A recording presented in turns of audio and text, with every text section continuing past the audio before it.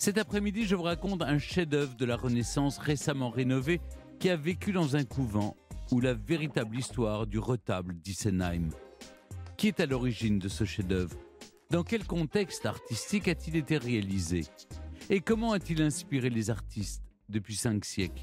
Europe 1, 15h, 16h, historiquement vôtre. le récit, Stéphane Bern.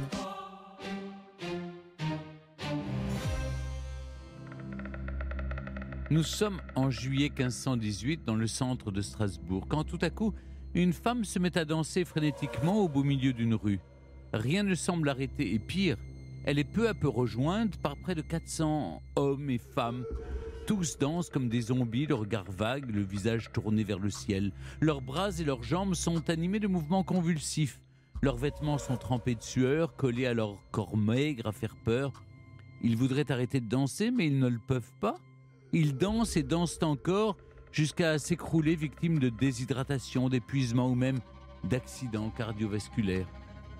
Des épisodes de folie dansante comme celui-là durant lesquels hommes et femmes sont pris de transe traversent le Moyen-Âge. Ces pauvres gens souffrent d'une maladie qui sévit en Europe depuis l'Antiquité. On l'appelle feu sacré, feu d'enfer ou mal des ardents. Elle se manifeste sous forme de convulsions, mais aussi d'atroces sensations de brûlure dans les membres qui noircissent jusqu'à tomber. Beaucoup pensent qu'il s'agit d'une punition divine et que les malades connaissent le feu de l'enfer avant même de leur mort. Au XVIIIe et XIXe siècle, les scientifiques comprendront que la maladie est due à un champignon, le Claviceps purpurea, qui selon sa définition infecte les céréales. Il forme une excroissance noirâtre qui ressemble à l'éperon des pattes des coqs qu'on appelle ergot. Et comme le seigle est la céréale la plus touchée, on l'appelle ergot de seigle. Lorsqu'il est ingéré, l'ergot produit des alcaloïdes toxiques qui provoquent un rétrécissement des vaisseaux sanguins à l'origine des 2 symptômes principaux de la maladie, la gangrène d'une part, les convulsions d'autre part. L'ergotisme, comme on l'appelle alors, n'est donc pas une maladie infectieuse, mais bien une intoxication alimentaire. Mais tant de gens sont touchés qu'il est souvent assimilé à une épidémie qui fait des dizaines de milliers de morts et d'estropiés, essentiellement parmi les populations pauvres. Au Moyen-Âge, les moines de Saint-Antoine ouvrent des hôpitaux spéciaux sous la protection du saint célèbre pour sa force spirituelle face aux tourments du diable. Les malades peuvent prendre exemple sur lui pour endurer leurs souffrances. Les Antonins les soignent comme ils peuvent. Ils fabriquent des emplâtres à base de noix de Galles, de son, de poudre de violette, de rose et de graines de plantain mélangées à du vinaigre et du jus de citron. Ils utilisent aussi des racines de sureau, de la lin, des figues, du pavot ou des plantes aux propriétés anesthésiantes ou vasodilatatrices qui composent ce qu'on appelle le Saint-Vineige. Et quand rien n'y fait plus, eh bien, on ampute. Mais il existe un autre remède, la prière. Les malades s'adressent à Saint-Antoine, car cette maladie, on l'appelle aussi le feu de Saint-Antoine. Pour recevoir la prière des fidèles, les moines de Saint-Antoine des environs de Colmar, à Isenheim, ne regardent pas à la dépense et commandent une œuvre d'art monumentale, un retable. Un retable, oui, le retable, du latin retrotabula, qui signifie derrière la table. À l'origine, le retable est un simple meuble placé derrière et au-dessus de l'autel des églises où le prêtre dit la messe en tournant le dos aux fidèles. Le retable est dès l'origine orné d'images, des peintures, des sculptures, parfois les deux, qui représentent des épisodes de l'histoire sainte. Ils sont en bois, en stuc, en pierre sculptée et parfois en marbre ou orfèvré. Certains comportent plusieurs panneaux. Les plus élaborés se composent de volets qu'on ferme et qu'on ouvre, ce qui permet de laisser apparaître différentes scènes avec un véritable aspect théâtral. S'il n'existe pas de description du retable avant la fin du XVIIIe siècle, la disposition originelle des panneaux avec leur couronnement est connue grâce à la description d'un érudit alsacien et à l'inventaire dressé par les révolutionnaires en 1793. Suivant les régions et la richesse des églises, le retable devient de plus en plus monumental. Et celui d'Isenheim est toujours là pour le prouver. Direction en effet cet après-midi ce petit village alsacien situé à une quinzaine de kilomètres au sud de Colmar. Depuis Othon Ier au Xe siècle, Isenheim fait partie du Saint-Empire romain germanique. C'est à la fin du XIIIe siècle que des moines de l'ordre hospitalier de Saint-Antoine s'y installent. Ils construisent un couvent, un hôpital, une maison des hôtes et une immense église conventuelle pour accueillir les pèlerins qui viennent de partout, attirés par la renommée du saint. Il s'agit d'Antoine le Grand, également connu comme Antoine l'Ermite ou Antoine d'Égypte, car oui, il est un fils de riches agriculteurs égyptiens qui, au IIIe siècle, donna tous ses biens aux pauvres avant de se consacrer à la prière. Selon la tradition chrétienne, le diable est apparu à Antoine pour le soumettre à plusieurs reprises à la tentation. Mais sa foi lui a donné la force de résister à tous les tourments. Il aurait même vécu jusqu'à 105 ans. Les reliques de saint Antoine sont amenées vers 1070 de Constantinople en Dauphiné. Les frères hospitaliers qui veillent alors sur elle prospèrent et essaiment dans tout le royaume de France. Ils achètent donc des terres à Isenheim où l'abbaye devient vite un lieu de repos et de soulagement pour les pauvres et les malades. L'ordre des Antonins est fondé avec, je vous le disais en introduction, pour vocation principale de soigner les malades atteints du feu sacré ou feu de saint Antoine. La commanderie d'Isenheim acquiert peu à peu une richesse considérable grâce aux dons et aux legs des fidèles. Elle passe alors commande d'œuvres d'art auprès des plus grands maîtres. Les autorités ecclésiastiques et monastiques réclament, à cette époque, des toiles et des sculptures pour orner les églises construites voilà déjà 2 siècles pour la plupart. Les religieux passent commande auprès des artistes les plus en vue. Ils s'appellent Albrecht Dürer, Lucas Cranach, Hans Holbein ou Grunewald donc. Ils appartiennent à la Renaissance allemande qui, depuis la fin du XVe siècle, développe un art qui dialogue avec ceux des Flandres ou de l'Italie. Peinture, sculpture, enluminure, gravure, objets de culte, les commandes religieuses tiennent une part importante dans la création artistique de l'époque. Elles sont même à l'origine des projets les plus ambitieux.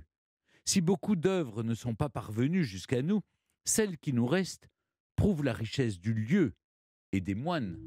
En témoigne le retable d'Isenheim, qui montre tout à la fois la richesse des Antonins et le grand savoir-faire des maîtres d'œuvre. C'est un retable très élaboré. Il donne à voir 3 compositions différentes selon que le retable est fermé, ouvert sur le tableau central ou sur les sculptures derrière. On appelle cela un polyptyque à double volet. Au-dessus des tableaux se trouvait une sculpture appelée le couronnement qui a hélas disparu. On sait qu'il était constitué de sculptures en bois polychromé et doré, probablement en forme d'éléments architecturaux et de rinceaux qui doublaient la hauteur du retable. Pendant très longtemps, le retable, du moins ses peintures, ont été attribuées à Albrecht Dürer, le maître incontesté de la peinture en Allemagne à cette époque. D'ailleurs, jusqu'à la fin du XVIIIe siècle, la peinture allemande est si méconnue qu'on attribue toutes les toiles de qualité au peintre de Nuremberg. Ce n'est que plus tardivement qu'on évoque le nom de celui qui l'a réellement peint. Il s'appelle Grunewald. De son vrai nom, Mathis Gotthard Neithardt. Il est né à Würzburg et c'est un contemporain de Dürer. Grunewald a laissé peu d'archives et aucun récit théorique. On ne sait rien de ses origines familiales, rien de sa formation et pas grand-chose de sa vie. On sait en revanche qu'il a essentiellement travaillé dans la région du Main et du Rhin. Quand on lui commande un retable pour le couvent d'Isenheim, Grunewald a déjà une œuvre derrière lui faite exclusivement de peinture religieuse. Il sait, chose courante à l'époque, qu'il va devoir travailler en collaboration. Là, avec le sculpteur Nicolas de Haguenau, comme il l'a déjà par le passé collaboré avec Dürer pour le compte d'un riche marchand drapier de Francfort-sur-le-Main. On sait que Grunewald a été tour à tour peintre, ingénieur hydraulicien, maître d'œuvre et même savonnier, mais on n'est en revanche absolument pas sûr du lieu de sa mort. Peut-être à Halle sur la Saale, en Allemagne, à la fin du mois d'août 1528. Et à la fin du XVIIe siècle, on ne sait même plus qui était Grunewald. Le peintre et historien de l'art Joachim von Standart écrit qu'il est un admirable artiste tombé, ainsi que ses œuvres dans un oubli profond. Nicolas de Haguenau n'est pas mieux traité par la postérité. Ce n'est qu'en 1911 qu'on connaît l'identité du sculpteur, des œuvres qui se trouvent au cœur de la caisse du retable d'Isenheim. Oui, la postérité est parfois cruelle avec les artistes. Si nous savons que la commanderie d'Isenheim passe commande d'un retable au sculpteur Nicolas de Haguenau et au peintre Mathis Grunewald, aucun contrat en revanche n'a été retrouvé. Le commanditaire est Guy Guers, supérieur de l'ordre des Antonins de 1490 à 1516. Ça, on le sait, oui, car il prend soin de se faire représenter à une place de choix, au cœur du retable. C'est alors encore une pratique très courante. On l'y voit agenouillé au pied de Saint-Augustin, tourné vers Saint-Antoine. Il a aussi fait peindre son blason accolé au rocher sur lequel le même Saint-Antoine est assis. Le retable est probablement réalisé entre 1512 et 1516 dans l'atelier strasbourgeois de Nicolas de Haguenau, y compris pour les tableaux. De 2,69 m de hauteur sur plus de 3 mètres de large, il est assemblé dans le chœur de l'église d'Issenheim. Grunewald ne travaille pas seul au tableau. Les compagnons et apprentis au service du peintre assemblent de petites planches en bois de tilleul pour en faire des panneaux. Il les recouvre ensuite de carbonate de calcium pour assurer la planéité et l'adhérence de la peinture. Et cette œuvre magnifique fait forte impression sur les fidèles. À l'image, imaginons la scène de ce malheureux arrivé de Dole l'avant-veille chez les bons frères Antonins qui l'ont aussitôt accueilli et examiné. Ils lui ont donné des vêtements propres et de quoi manger, de la bonne soupe de légumes, tellement de soupe qu'il n'a pas pu tout manger, et du vin, du bon vin qui réjouit l'estomac. À présent, il clopine vers la nef centrale en appui sur ses béquilles. Il a déjà perdu son pied et le mal gagne encore. Le feu maudit remonte le long de sa jambe et brûle sa chair comme en enfer. Il souffre de jour comme de nuit et son corps couvert de sueur se déforme sous les convulsions. Le seul espoir qui lui reste sont les bons frères d'Issenheim et le soulagement du Saint-Vinage. Ce n'est pas un vin comme les autres. Il provient des vignes plantées derrière l'abbatiale. Elles produisent un vin dont, le jour de l'Ascension, on arrose les reliques de Saint-Antoine et que l'on mêle, comme je vous le disais tout à l'heure, à des herbes médicinales. Qui boit le vin béni sera guéri, ou du moins soulagé. C'est tout ce que l'homme espère. Il a pris sa place au milieu de la dizaine de malades qui attendent une gorgée du saint breuvage. Certains se tordent de douleur. À l'un, il manque une main, un bras. À l'autre, une oreille. Tous gémissent et s'enferment dans leur douleur. Conduit dans le chœur de l'église, c'est alors qu'il lève les yeux. Il ne s'attend pas à ce qu'il va voir. Derrière le jubé, il voit le Christ sur la croix. Une vision terrifiante. 5 personnages se détachent sur fond de paysage ténébreux qui fait ressortir les corps. Au centre, le Christ crucifié. Ce qu'il aperçoit là, ce n'est pas Dieu mais bien un homme qui souffre dans son corps, comme lui. Sa chair est meurtrie, hérissée d'échardes, déchirée par la flagellation qu'il vient de subir. Sa tête sans vie ploie sous la couronne d'épines. Les mains et les pieds sont transpercés d'énormes clous noirs. Au bout de bras démesurément longs, les mains du Christ convulsées, paumes ouvertes vers le ciel, expriment la douleur et l'impuissance. Cette chair torturée du Christ, c'est bien celle de notre homme. Le Christ, comme lui, a souffert sur cette terre avant de monter au ciel. Alors peut-être que lui qui souffre tant, peut-être qu'il montera au ciel lui aussi, et qu'il sera heureux enfin, sans douleur ni feu ardent. À cette pensée, il se trouve soulagé. Le retable, vous l'avez compris, s'impose devant lui. À gauche de la croix, il voit Saint Jean l'évangéliste qui soutient la Vierge Marie vêtue de blanc, évanouie de douleur.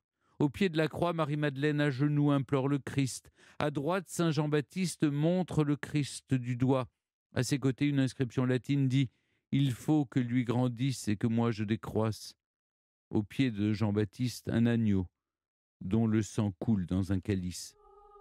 À droite et à gauche de cette crucifixion, les panneaux latéraux présentent 2 saints invoqués contre les épidémies. Saint Antoine, dont se réclament les Antonins, et Saint Sébastien, compris contre la peste. Le fidèle leur adresse une fervente prière, puis son regard tombe sous le panneau central du retable, où, sur un panneau horizontal qu'on appelle la prédelle, il contemple une scène de déploration avant la mise au tombeau.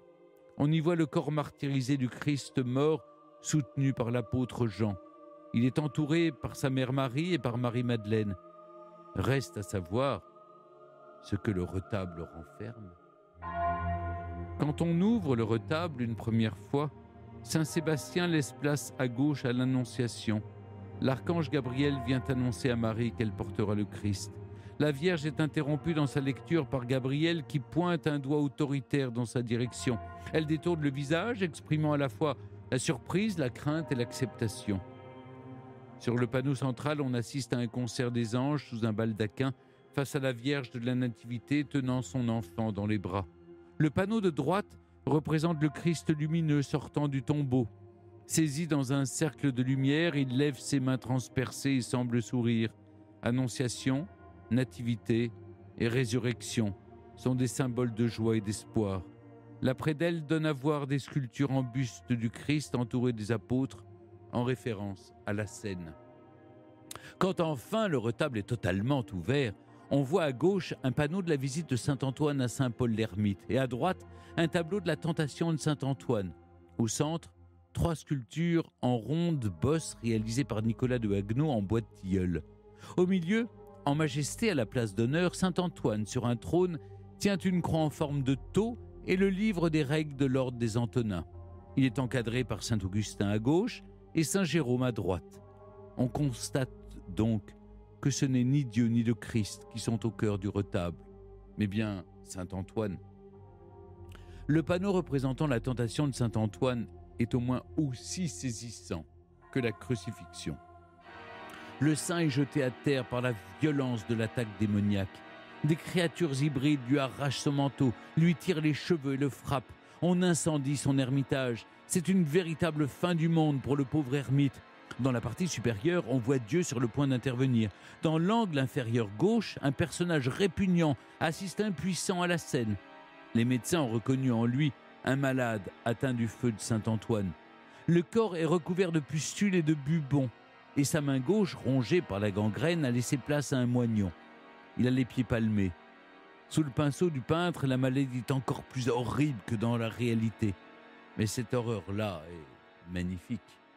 Et forcément, la perfection du retable fait naître les convoitises. En 1597, l'empereur du Saint-Empire romain germanique, Rodolphe II de Habsbourg, se propose de l'acquérir en échange d'une copie. Guillaume V, dit le Pieux, duc de Bavière, en offre plus de 1000 thalers au début du XVIIe siècle. Mais rien à faire. Les Antonins ne veulent pas se séparer de leur chef-d'œuvre qui reste leur propriété jusqu'à la Révolution française. Le retable doit déménager au XVIIe siècle pour échapper aux troubles liés à la guerre de 30 ans. Les religieux d'Issenheim s'installent à Thann, une localité située à une vingtaine de kilomètres d'Issenheim. Ils emportent le retable avec eux. Il doit donc être démonté, ce qui n'est a priori pas un problème puisqu'il a été conçu pour être entièrement démontable. Au XVIIIe siècle, le couvent périclite. En 1777, il intègre l'ordre des Chevaliers de Malte, un ordre hospitalier lui aussi, et en 1790, l'ordre des Antonins est aboli. 3 ans plus tard, la commanderie d'Issenheim devient bien nationale. Il est urgent de déplacer le retable pour qu'il échappe au vandalisme révolutionnaire. Il est donc à nouveau démonté. Peintures et sculptures sont entreposées à la bibliothèque du district, ancien collège des jésuites de Colmar. Mais la caisse et le couronnement sont laissés à Issenheim, où ils seront détruits ou volés. En 1852, il est transféré dans l'église de l'ancien couvent des dominicains d'Unterlinden à Colmar, où les panneaux peints et les sculptures sont présentés séparément. Août 1914, c'est la guerre. Le retable est mis à l'abri dans une salle blindée de la Caisse d'épargne, rue Bruat. En février 1917, alors que l'Alsace est allemande, il est transféré à la Pinacothèque de Munich pour restauration. Il voyage douillettement au train sur un matelas de paille. Il rentre à Colmar en septembre 1919, au musée Unterlinden. 20 ans plus tard, c'est à nouveau la guerre. Le retable fait partie d'un vaste plan de préservation des œuvres d'art.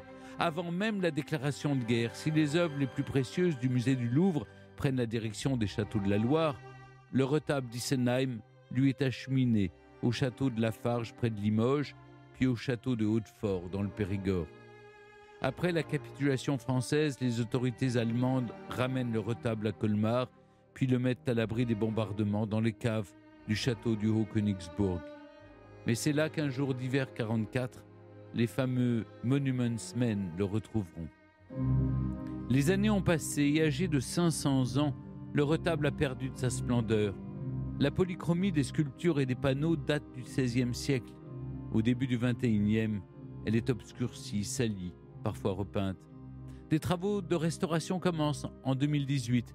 Une restauration qui doit rendre à l'œuvre son éclat et son état d'origine. Mais hélas, pas sa taille, car le couronnement est définitivement perdu.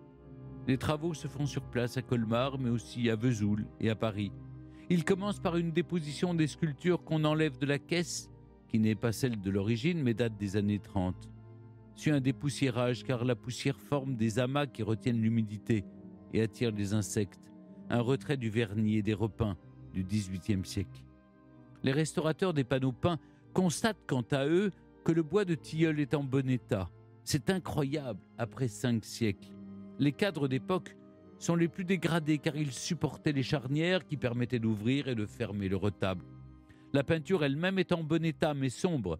Il faut donc enlever les différents repeints, les vernis et tout ce qui peut recouvrir la surface. Le nettoyage permet la réapparition de nuances, de couleurs disparues et même de détails comme les larmes de la Vierge lors de la crucifixion, les plis de son manteau ou une partie des cheveux dénoués de Marie-Madeleine.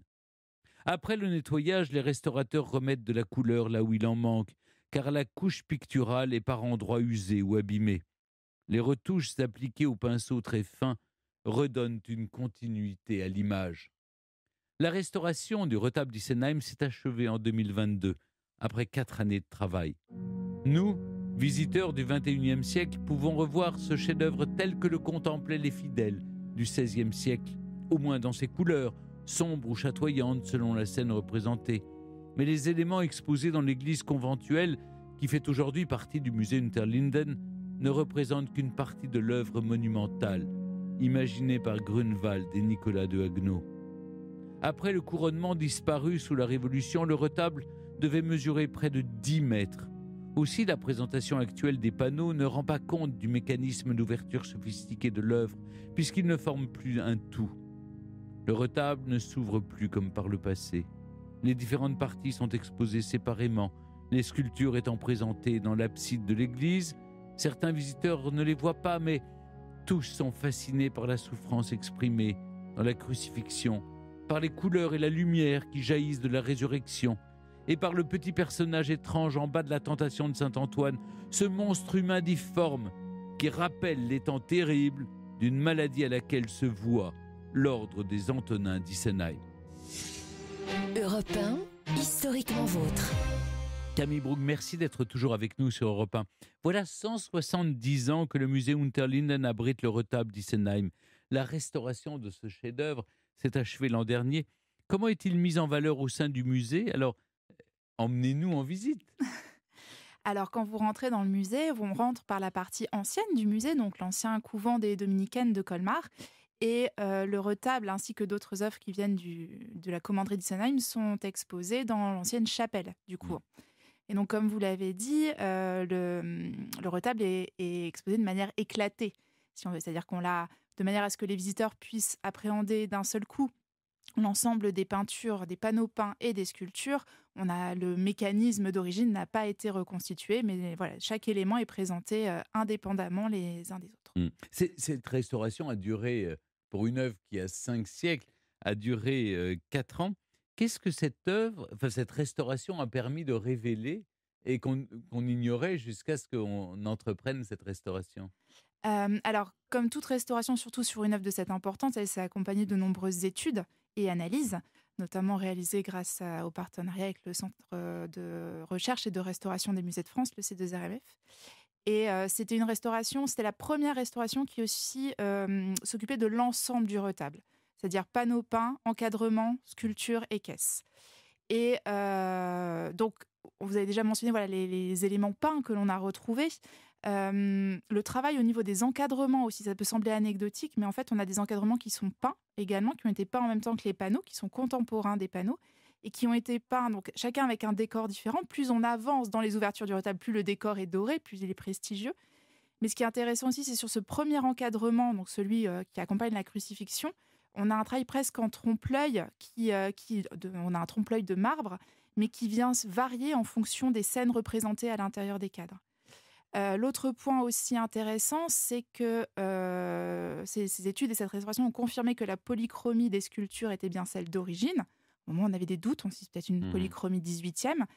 Et surtout qu'elle a priori été réalisée par l'atelier de Grunewald sur les sculptures de Nicolas de Haguenau. Donc voilà, ça apporte aussi des éléments très intéressants sur la collaboration entre ces deux ateliers, entre ces deux artistes, et sur la qualité de la polychromie des sculptures, qui est tout à fait comparable à la peinture des panneaux. Camille Brook, quel est le contexte artistique dans la région d'Isenheim lorsqu'est réalisé le retable au début du XVIe siècle? Alors la région d'Isenheim, on est situé dans l'Oberrhein ou le Haut-Rhin. Et on est dans une région qui est très riche, très dynamique, prospère, avec un réseau assez dense de villes et on va dire de villages, parce que bien sûr la démographie n'est pas la même. Et les ateliers des artistes sont installés en ville. Donc on a une dizaine de villes dans cette région-là qui abritent des ateliers d'artistes. Des artistes parfois très renommés, Nicolas de Haguenau à Strasbourg, à Pignon-sur-Rue, de même que Hans Baldung-Grien. Et c'est aussi une région où les artistes et les commanditaires sont en réseau. C'est-à-dire que voilà, pour le retable d'Isenheim, on s'est beaucoup demandé comment on était allé chercher Grunewald à l'époque, qui était plutôt actif en Franconie, donc un peu plus à l'est que la vallée du Rhin. Et il y a tout un système d'interconnaissance entre le commandeur des Antonins, l'évêque de Strasbourg, l'évêque de Mayence, qui ont permis qui permettent de faire des hypothèses sur comment on fait aussi voyager les artistes. Quelques années plus tard, la réforme s'impose, notamment venant d'Allemagne. Est-ce qu'elle aura des conséquences sur cette incroyable production artistique du XVIe siècle? Bien oui, parce que comme vous l'avez dit aussi dans votre récit, ce dynamisme artistique est aussi provoqué par les commandes religieuses. Et qui dit changement de religion, dit réévaluation de ces commandes. Donc ça va varier selon les villes, parce que certaines vont adopter exclusivement la religion protestante, alors que d'autres vont laisser les deux religions coexister. Mais de toute façon, ça crée une période déjà de trouble. Donc, qui dit trouble dit baisse des commandes. Et puis ensuite, pour les artistes, il va falloir s'adapter aux nouvelles demandes de cette nouvelle religion, d'une nouvelle clientèle de commanditaires. Et donc, soit on s'adapte, soit on n'y parvient pas, soit on n'a plus assez de commandes, et à ce moment-là, on s'en va ailleurs pour trouver un contexte plus favorable. Mais justement, quelles sont les particularités de cette peinture rhénane au début du XVIe siècle? En quoi est-ce qu'elle se distingue d'un art qu'on connaît bien, qui est l'art flamand ou l'art italien? En fait, la peinture rhénane, elle se trouve à la confluence entre ces deux centres artistiques, entre le nord et le sud. La grande affaire en peinture au XVe siècle, c'est la représentation du réel. Donc, comment on fait pour représenter les choses telles qu'elles sont en 2 dimensions? Et les Flamands, comme les Italiens, vont trouver des solutions différentes. Et ces solutions vont imprégner la peinture rhénane, les peintres rhénans, qui eux aussi ont leur propre sensibilité et qui donc se forment en vallée du Rhin, et vont ensuite, par des voyages ou par la circulation des modèles, notamment gravés, s'inspirer des différentes solutions du nord ou du sud pour créer leur propre synthèse. Synthèse qui va correspondre à leur tempérament, mais qui va aussi correspondre au goût des commanditaires dans la région dans laquelle ils exercent. Pendant longtemps, et je l'ai raconté dans mon récit, le retable d'Isenheim a été attribué au peintre Albrecht Dürer. Comment est-ce qu'on a finalement déterminé qu'il s'agissait en fait d'une œuvre de Grunewald? Alors ça, c'est grâce au travail des historiens d'art du 19e siècle et du 20e siècle. En fait, le retable est un petit peu redécouvert à partir du moment où il entre au musée Unterlinden. Et on commence à interroger son attribution. Et en fait, on retombe sur des sources du XVIe et du XVIIe siècle qui font le lien entre cette œuvre et un certain Matthias Grunewald ou Matthias d'Aschaffenbourg. Et cette figure qui est mentionnée dans les sources, on lui attribue d'autres œuvres. Donc, que font les historiens d'art? Ils vont voir ces autres œuvres, qui pour certaines existent encore, et ils se rendent compte de 2 choses. D'une part, qu'elles sont très proches stylistiquement du retable d'Isenheim, bien plus proches que les œuvres d'un Dürer ou d'un Hans Baldung-Grien, par exemple. Et puis, sur certaines de ces œuvres, on a un monogramme, MGN, qui est donc le monogramme de Mathis Gotthard Nittard, qui est finalement le vrai nom de Grunewald. Camille Brook, pourriez-vous nous expliquer ce qu'est la fonction religieuse du retable dans ces années du XVIe siècle? Donc, on en a parlé, le retable, c'est le rétro-tabulas qui est à l'arrière de l'autel ou sur l'autel. Dans les années 1500, la liturgie se fait est réalisée par l'officiant, et l'officiant tourne le dos aux fidèles. Donc, il faut donner quelque chose à voir aux fidèles. Et ces retables servent un peu de mur de scène à la liturgie.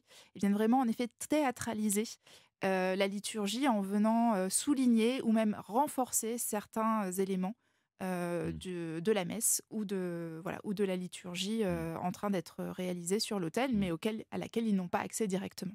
Mais le retable d'Isenheim peut être qualifié de retable à position multiple. Lorsqu'il est fermé, le fidèle se trouve face à la crucifixion du Christ. La première ouverture correspond à l'accomplissement de la nouvelle loi. Et enfin, la deuxième ouverture représente Saint Antoine. Au couvent des Antonins, au XVIe siècle, qu'est-ce qui détermine le choix de la scène qui est montrée aux fidèles? Est-ce qu'il y avait un jeu théâtral, par exemple? Selon les circonstances, on montrait une partie ou une autre? Alors, je ne pense pas que les volets soient manipulés pendant la liturgie. Oui. En revanche, on a retrouvé sur les encadrements des traces de serrure. Donc, ça montre que finalement, la configuration du retable était quand même très contrôlée, très réglementée à la commanderie des Antonins. Et en fait, ce retable, c'est 2 retables en un, en fait. La première configuration, donc la configuration avec les premiers volets ouverts, correspond à ce que vous avez, à la nouvelle loi. Donc, on a l'Annonciation, la Nativité et la Résurrection.